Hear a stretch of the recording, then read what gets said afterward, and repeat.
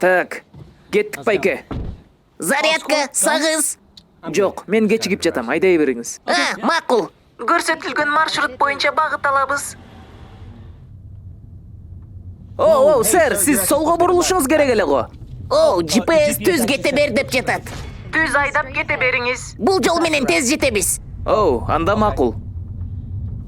300 метрден кийин автострадаға чыгыңыз. Вау, неге биз автострадаға чыгып атабыз? GPS ушинтип айтып атат. Түз багытта кете бериңиз. Бул кыска жол.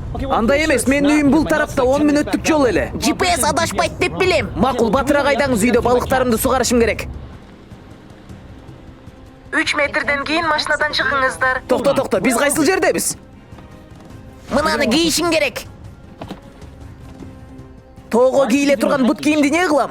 GPS жөө бассаңар тезирээк жетесиңер дейт. Өзү биз тоодо не кылып жүрөбүз? Мен үйгө чейин жөө басып барбайм. Бирок биз 3 мүнөт экономдойбуз. Бул өзү не деген GPS? Мен тоого тырмышып чыкпаймын. Бул кантип убакытты экономдосун? Мен кандай сунуш берсеңиз дагы тоого чыкпаймын. Түшүндүңүзбү? Ал жакта 38 градус ысык. Мен жөөм гана азыр. Жогору карай чыга бериңиздер. Дагы да бийикке чыкканы даяр болуңуздар. Дагы канча жүрөбүз? Мен азыр жыгылып түшөм.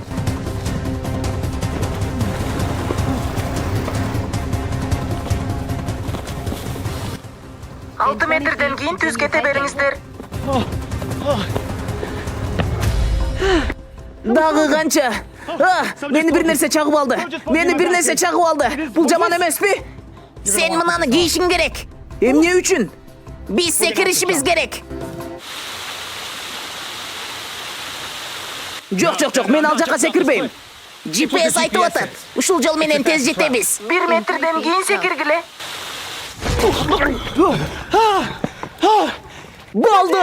Жетет! Түшүндүңбү? Мен тоого чыктым, жардан секирдим. Уулу жаны барда чагып алды. Сен Убердин эң жаман айдоочусусуң. Биз жетип келдик. Сиз жетип келдиңиз. Сага бир эле жылдыз коем.